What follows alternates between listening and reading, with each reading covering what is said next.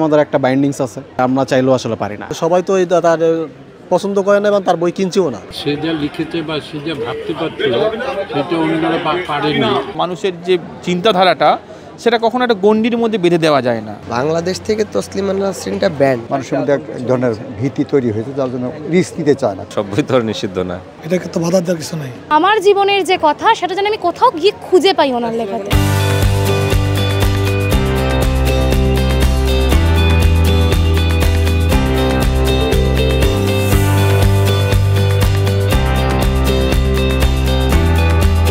তবু ফিরব, আমার জন্য অপেক্ষা করো মধুপুর নেত্রকোনা, অপেক্ষা করো জয়দেবপুরের চৌরাস্তা। আমি ফিরব ভিড়ে হট্টগোলে, খরায় বন্যায়, অপেক্ষা করো। কলকাতা বইমেলা, আর সেখানে বিভিন্ন দেশ থেকে এসেছেন প্রকাশকরা, এসেছেন বাংলাদেশের প্রকাশকরাও।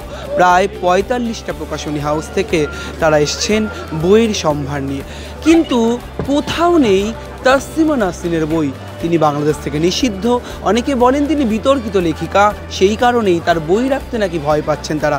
সত্যিই কি তাই?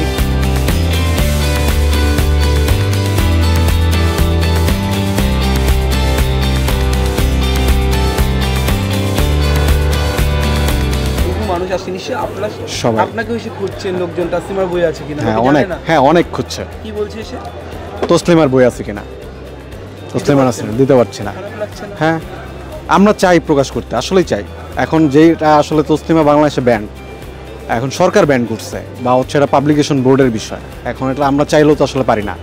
প্রত্যেকটা প্রকাশনী চায় ধরেন হচ্ছে তসলিমার বই করতে, আসলেই চাই, আমিও মনে করি, আমিও নিজেও চাই, কিন্তু আসলে ওই যে আমাদের একটা বাইন্ডিংস আছে, আমরা চাইলেও আসলে পারি না। এখন তসলিমার মতো এখন কারো মতাদর্শ বা কারো চিন্তাধারা খারাপ লাগতেই পারে, আমি তার অ্যাভয়েড করব, কিন্তু তারা যে আসলে তার মতাদর্শ প্রকাশ করতে যে বাধা দান, এইটা আসলে আমার কাছে অপছন্দের বিষয়।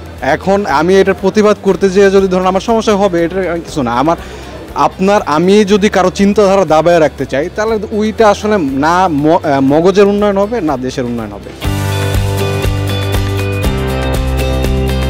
কলকাতায় আমি দেখলাম তাসলিমার বই এসে সবাই খুব খোঁজ করে, অনেকে জিজ্ঞেস করছে, অনেকে হয়তো এর আগে বই নিয়ে গেছে, জানে যে আগামী প্রকাশনীতে তাসলিমার বই পাওয়া যায়।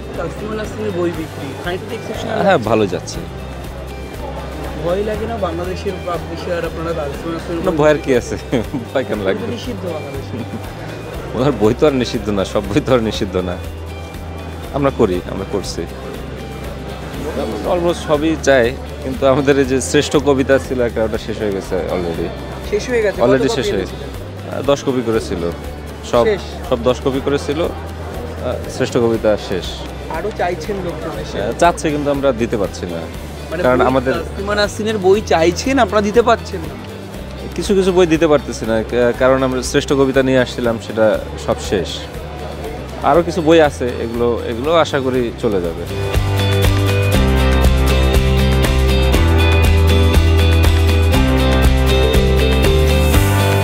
অনেক ছোট থেকে ওনার লেখা আমি পড়ি, আমার ভীষণ ভালো লাগে যে আমাদের অ্যাকচুয়ালি সমস্ত কবি সাহিত্যিকরা নিজেদের জীবন দিয়ে কিছু লেখেন, জীবনের সঙ্গেই তো আমাদের চারিপাশের সমস্ত কিছু উঠে আসে। সেই রকমই আমরা বাস্তব জীবনে অনেক কিছু রিলেটেড করতে পারি, খুব বাস্তব সত্য সেগুলো, যেগুলো আমরা পাই। ফলে কোথাও সেখানে দ্বিধা মনে হয় না যে পড়বো না, এরকম ব্যাপার নেই। তার কবিতা আমি ভীষণ পছন্দ করি, গল্প পড়ি, আজও পড়ি, আগামীতেও পড়বো। ভীষণভাবে লেখা ভালো লাগে, আমাদেরকে মনকে ছুঁয়ে যায়। সব থেকে বড় কথা যে আমি একটি মেয়ে, এবং আমার জীবনের যে কথা সেটা যেন আমি কোথাও গিয়ে খুঁজে পাই ওনার লেখাতে।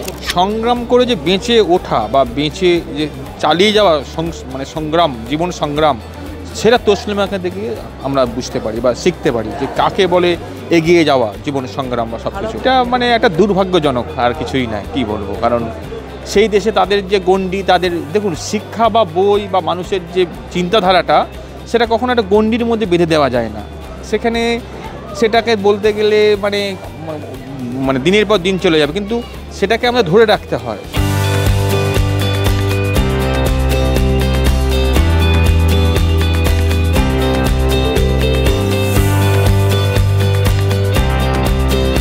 তসলিমা নাসরিনের বই নিচ্ছেন? হ্যাঁ, নিচ্ছি। আচ্ছা, তাসলিমা নাসরিনের বই পড়তে তো ক্রেজ কেন? মানুষজন এখনো কোনো তাসলিমাদির ওনার লেখার প্রতি মানুষজনের এত কানেক্ট করতে পারে, মন থেকে কানেক্ট করতে পারে ওনার লেখার সাথে। আর এত সুন্দর লেখেন, এত সুন্দর ওনার শব্দ চয়ন, এত সুন্দর মানে মডার্ন, মানে অনেক কানেক্ট করতে পারে মানুষ। ওনার লেখা পড়তে খুব ভালো লাগে এবং উনি বাংলাদেশ সম্পর্কে ময়মনসিংহের ব্যাপারে অনেক কিছু বলেছেন। আমি যদিও বাংলাদেশে যাইনি, কিন্তু ওনার বই পড়ে একটা ইচ্ছে জাগে যে ওইখানে যাওয়ার। তো আর তাছাড়া এমনিও ভীষণভাবে নিজেদের জীবন সম্পর্কে কানেক্ট করা যেতে পারে। খুবই খারাপ লাগে। ওনার জীবনী নিয়ে সিনেমাও হয়েছে একটি, চূর্ণী গাঙ্গুলি যেটা বানিয়েছেন, তো ওটা আমি দেখেছিলাম, নির্বাসিত বলে। খুবই মানে বাজে লাগে ওটা।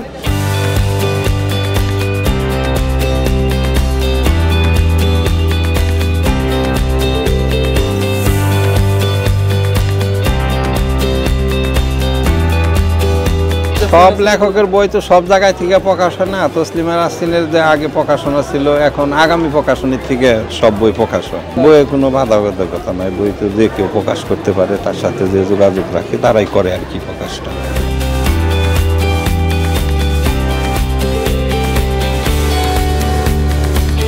না, আসল কথা হলো যে কারণ অভিরুচি, যার দ্বারা রুচিবোধ যেরকম আছে সেটাই করতে পারে, এটাকে তো বাধা দেওয়ার কিছু নাই। আপনি আপনার মনে করেন যে আপনি ভালো লাগলো, ওটা আপনি করেন, আপনাকে বাধা দিতে পারবেন না। আপনি এখানে যদি প্রকাশ করতে করবে, সেটা তো আমার তারা বাধা দেওয়ার কিছু নেই। এখানে যেটা নাকি সে আগের থেকে যেটা করে আসছে, ওইটা আমার পক্ষে, আমি যেটা মনে করি যে মুসলমান হিসাবে বাকি আমি বলতে মনে পাবে না, মুসলমান হিসাবে আমি এটাকে ভালো পছন্দ করি না।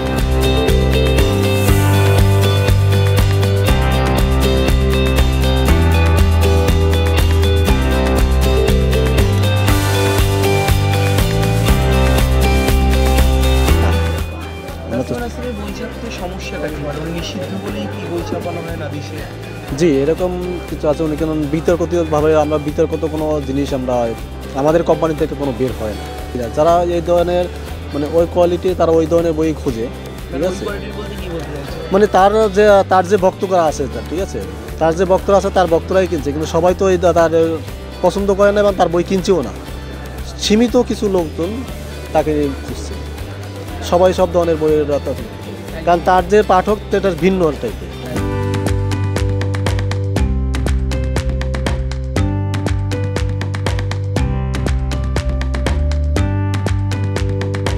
সব প্রকাশক তো ছাপে না, যোগাযোগ হয় না, কেউ কেউ ছেপেছে, সেগুলি চলে, খারাপ চলে। এটা তো রাজনৈতিক বিষয়। ধরেন এই যে অভিজিৎ রায় মারা গেলেন, এটা তো মৌলবাদীদের দ্বারা আক্রান্ত হয়ে মারা গেলেন। ওনার যে প্রকাশক ছিলেন উনিও মারা গেলেন, সেই ওনাকে খুন করা হয়েছে। এগুলি তো একসময় ইয়েটা ছিল, উন্মাদনা ছিল, এখন সেই অবস্থাটা নেই। তারপরে একেবারে যে মুক্ত আমরা তাও নয়। তবে ওই অভিজিৎ রায়ের বিষয়টা, ওইটাকে কেন্দ্র করে মানুষের মধ্যে এক ধরনের ভীতি তৈরি হয়েছে, যার জন্য রিস্ক নিতে চায় না। কারণ এটা তো এক ধরনের ব্যবসা, তাই না? কারণ অভিজিৎ রায় ইয়েতে বই ছেপে একজন মারা গেলেন, একজন আক্রান্ত হয়ে সে দেশ ছাড়া হয়েছে, চলে গেছে আমেরিকা। বাংলাদেশ থেকে তসলিমা নাসরিনটা ব্যান্ড, সেই কারণে বাংলাদেশে তসলিমা নাসরিনের বইয়ের এত অভাব। মানুষ যখন খোঁজ করছেন, কি বলছেন আপনারা? আমরা বলছি যে আমাদের এখানে প্রকাশিত হয় না বই।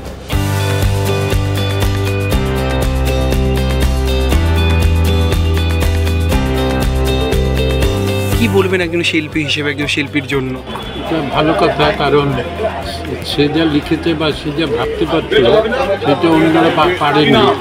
সেই জন্যই তার লেখা যদি সবার পছন্দ হয়, সেটা হতেই পারে এবং খুবই ভালো। সেটা তো হতেই পারে, সেটা খুবই ভালো। কারণ সেটা পাবলিক কীভাবে একজনকে দেখবে, সেটা কারুর শাসনে সে চলে না। পাবলিক তার নিজের মতামত তৈরি করে।